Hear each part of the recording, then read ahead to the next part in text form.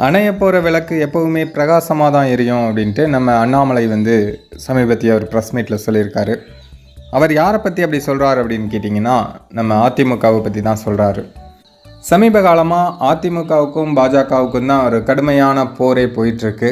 அண்ணாமலை ஒன்று சொன்னார் அப்படின்னா அதுக்கு ரிப்ளை பண்ணுறதுக்கு அதிமுகவிலேருந்து பல பேர் பல விஷயங்கள் சொல்கிறாங்க.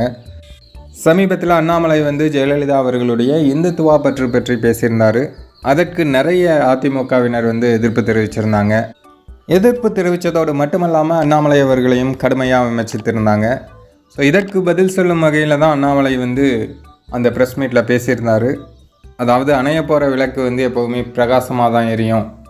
ஜூன் 4ஆம் தேதி ரிசல்ட் வரப்போகுது. அவங்க எத்தனை இடத்துல ஜெயிக்கிறாங்க, நாங்கள் எத்தனை இடத்துல ஜெயிக்கிறோம் அப்படின்னு நீங்களும் பார்க்க போகிறீங்க, நானும் பார்க்க போகிறேன்.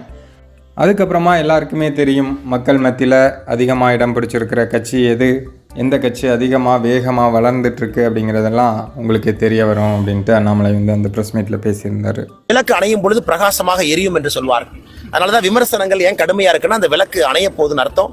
அன்னைக்கு பார்ப்போம் எந்த கட்சி தமிழகத்தில் மக்களுடைய மனதை பிடித்திருக்கிறது, எந்த கட்சியினுடைய வளர்ச்சி மிக அதிகமாக இருக்குன்னு நீங்கள் பார்ப்பீங்கண்ணா. அதன் பிறகு எல்லாத்துக்கும் தெரியுங்கண்ணா.